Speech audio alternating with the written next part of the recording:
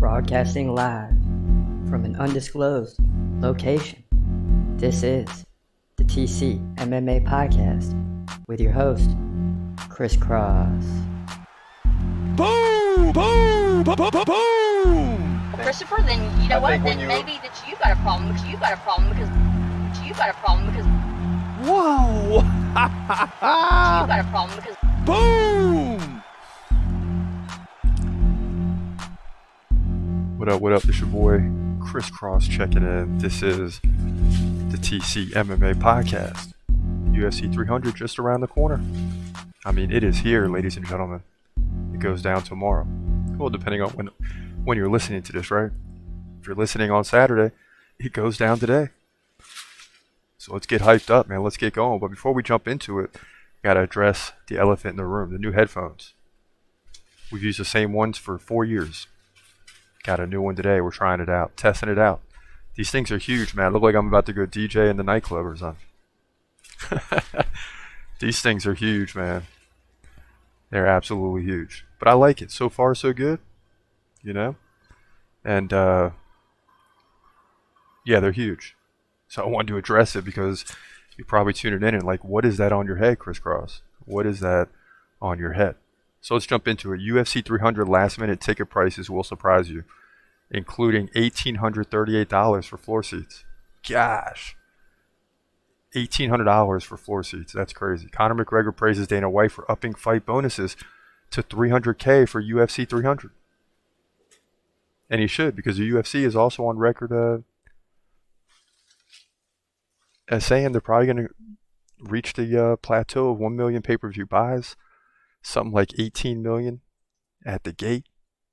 We'll get into that as well. Marina Rodriguez says she's going to call out a Chinese fighter one way or the other after UFC 300. And that's saying she's going to get the fight over Andrade, and then she's ready to fight for the title. That's what she's saying there. So, yeah, the historic UFC 300, here we go. 1 million pay-per-view buy plateau. May reach that, and 16.5 million, I stand corrected, at the gate, which both of those I believe are the most since 2020 when all that stuff happened. Bo Nickal didn't expect to fight on the main card. He said, I didn't expect it. He told reporters at the press conference. And of course today, UFC 308 in Abu Dhabi announced for October 26th. And let's jump into that first, because you think about Khamzat Chimaev, and he's fighting Robert Whittaker in June. So you think about it, July, August, September, October. So 4 months later, almost 5 really. UFC 308 will be in Abu Dhabi. And I'm thinking, can Khamzat fight on the main card in this one? Problem is Duplessis and Adesanya haven't been announced yet, so it's likely they won't turn around too quickly if they're going to fight after Khamzat, which is likely. So they're not going to turn around in 3 months, so that's going to be tough for him to fight for the title. But I think the UFC is going to cook up something big for UFC 308, and I hope it features Khamzat Chimaev. The last 2 in Abu Dhabi was featured by Islam. So it's right along the same alley, if you will. Go ahead and stick Khamzat in the main event, but who's he going to fight? Would he move up to light heavyweight to challenge there? I think if you beat Robert Whittaker, it opens the door to a lot of things. But it would be pertinent for him to fight for the middleweight title first. So that kind of leaves 308 in limbo for him in October. So let's just say Duplessis and Adesanya fight in July or August. They're not going to turn around in 2 or 3 months. So that's unlikely, but I have a feeling something big is coming for Abu Dhabi. You think about it, right? That's October. We're at 300 right now in April. So that's, 6 months off? Well over 6 months, 6.5 months before that comes back around. So the UFC will cook up something big, and I guarantee you won't hear anything until Khamzat fights on June 2nd. I believe the date is at UFC Saudi Arabia against Robert Whittaker. Then they got to push within a month to get a fight booked for 308. So there's plenty of time to announce a headliner there, but something tells me the UFC is going to cook up something big and stick Khamzat right on that card. Hopefully it's the main event. It's the main event, but that would have to be for a title. So how's that going to happen? We'll have to see how things play out. So getting back to UFC 300, ticket prices, $1,800 for floor seats, especially last minute right now. That's incredible. And then you say $1,800 for floor seats. Okay, what row am I in? Am I like 10 rows back, standing behind 9 other people? That's a lot of money. But guess what? People are going to pay it, man. $400 for like the cheap seats. This thing is that big. I mean, this thing is Super Bowl style in terms of the prices, or at least very close. That's how big this thing is tomorrow night. It's like the Super Bowl for the UFC. This is why there's so many great fights on this card. From the first, usually the first fight of the night, you can ease yourself into this thing. People start showing up later, but I have a feeling in Vegas, there's going to be people there very early for this fight. It's not going to be like 100% capacity, but I say it's probably 60% by the end of the early prelims. And as you get into fight, the second and third fight in the prelims, it's going to be pretty much 100%. People are going to be coming an hour or two earlier than they normally would. Even the people in the front rows. Because even then, you're getting there early. You're a celebrity, and this thing is on ESPN globally. Pay-per-view, you crunch that number down to a million. A lot of people are still watching. 10, 20 million people. But, if you can get on ESPN to even a bigger audience, I say you get there a couple hours early. That's what I think is going to happen. Now, McGregor is praising Dana White, as he should, for upping fight bonuses to $300K. For UFC 300. That means if you get like fight of the night, performance of the night, things like that. Now the win bonus, if I'm not mistaken, just doubles their show money. So I don't think the win bonus is affected there. Although I could be, might have to stand corrected later. But yeah, regardless, $300K. Now how many are they going to give out? They should give out a good amount, and other fighters may be upset in other fights, like 50 or 100K bonus, but listen, there's so many good fights in this card, it's going to be even harder to get the 300K. It's going to be hard because there's a lot of good fighters up and down this card. McGregor saying huge shout out to Dana White in the UFC, upping the bonuses to 300K, life-changing money for many on the card. Yeah. And what they say, 12 former champions? I thought about going through those fights and trying to name all 12. I'm sure I could do it. But man, 12? Probably run through 8 to 10 easily, and then the last 2 would be tough. And then, of course, UFC CEO, Chief Executive Officer, Dana White, says a historic event is projected to eclipse 1 million pay-per-view buy plateau, 16.5 mil at the gate, again in T-Mobile Arena in Las Vegas. So this will be... It will put the UFC, it will put it third in history and be the highest live gate for any card without Conor McGregor. And that goes back to the point that was made a long time ago, is you don't need McGregor on this card. In fact, you probably want him on a different card to pump up that one. So that's why you're not seeing McGregor on this card. Maybe he takes it even higher, but he's going to make up for that in the next fight, or next pay-per-view event that he's in, more so. So let's just say they're going to do 1 million, and with him they do 1.3. But in the next one without him, they do 0.6, and then with him, they do 1.1. So that's a difference of 3 and a difference of 5. So it's better to keep him off the card financially.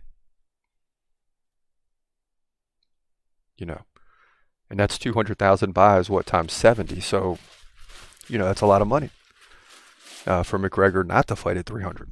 That's why he's not there. Bo Nickal didn't expect to fight in the main card, saying I didn't expect it, as he told reporters on Wednesday. I think that it's a big honor for me to be where I'm at on the card, and just to be on this card in general, because there's so many amazing fighters and so many guys that have a ton of experience and who are just doing big things in the sport. I feel like it says a lot about me, about the UFC, and our plans, saying we're together.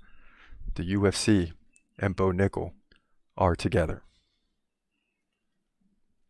So a lot of good things coming this Saturday night. A lot of questions will be answered.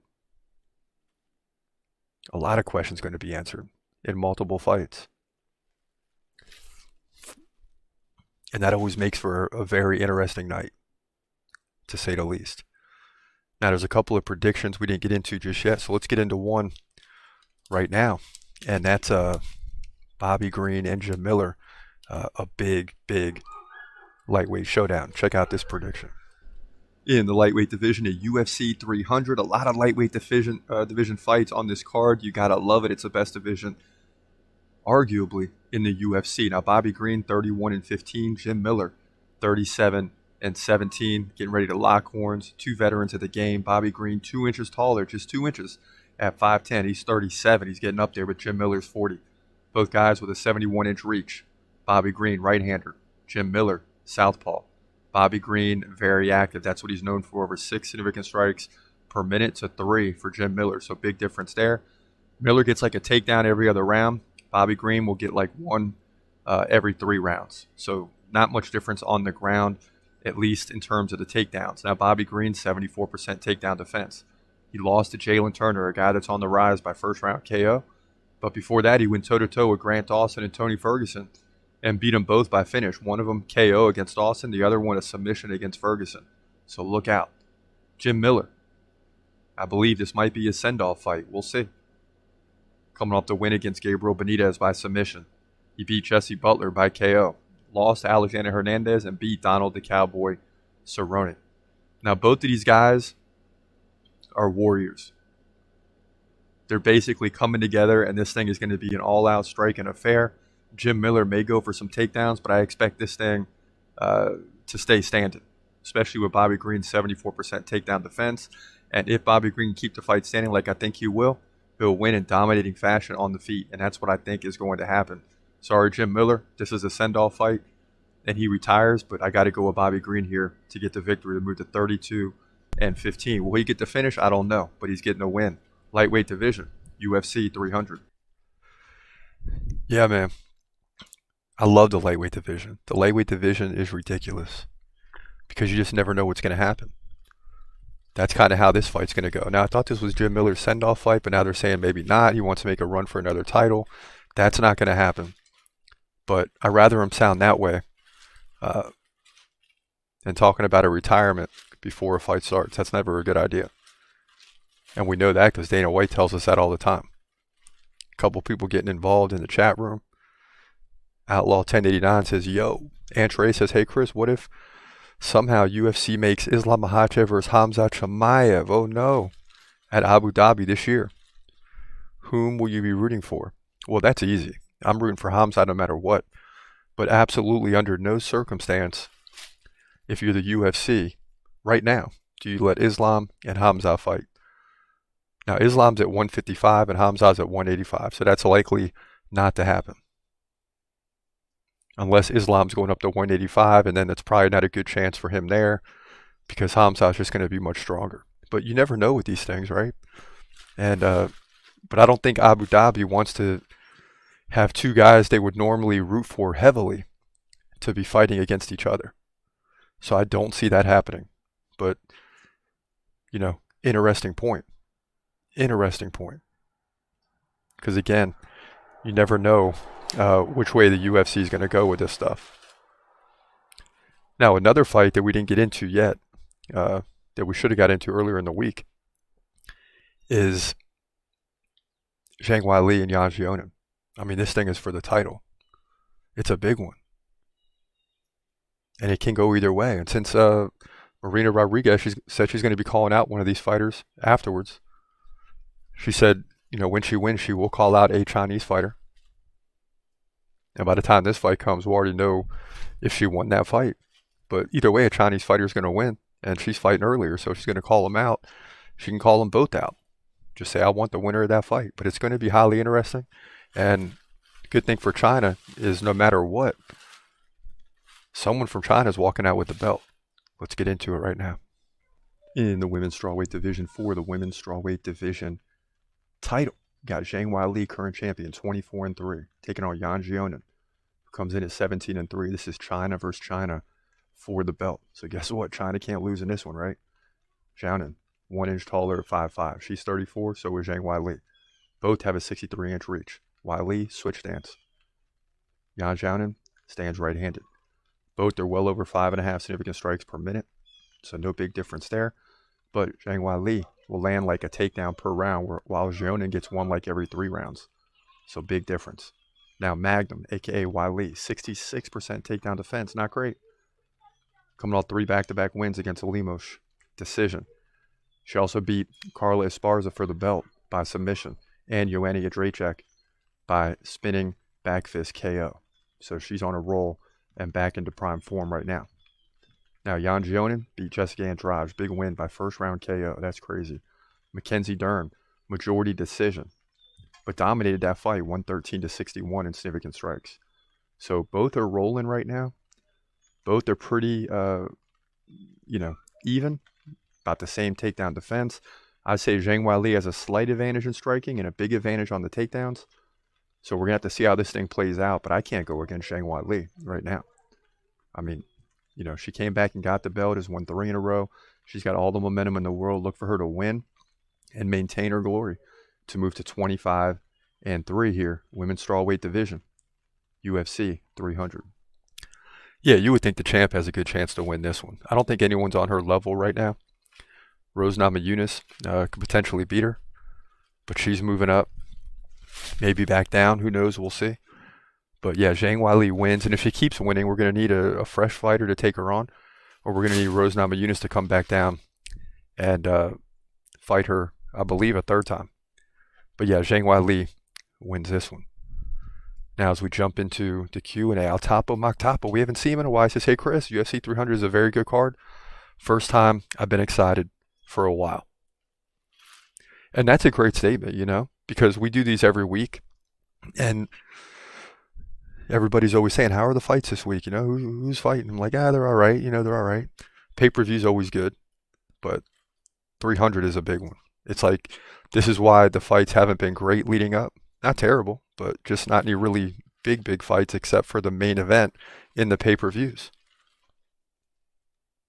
Now everybody's fighting on one card. So then for the 301, it's not going to be that great, right? Probably. But we'll take it. We will absolutely take it for what it is right now. Ryan says, for your information, apart from fasting during the month of Ramadan, Makhachev also performed Sunnah fasting 3 days every month throughout the year. That's crazy, right? That's insane. And talking to some friends this week about Ramadan, I didn't realize you can't even drink during the day. You can't even, that's the kicker, as a friend said. That's the kicker, because, you can do without the food, but you get thirsty, especially towards the end of the day. So, much love out there to everyone that did that for the past month, or however long it lasted. I don't want to pretend like I know everything about it, because I obviously don't.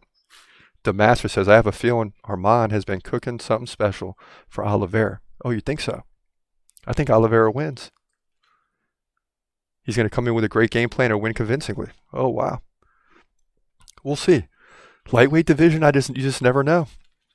There were those fights that Oliveira won that he could have easily lost. It seems like these fights are always very close and can go one way or the other. I respect it. Here we go. Colby Chavez. I love when he did this in the past.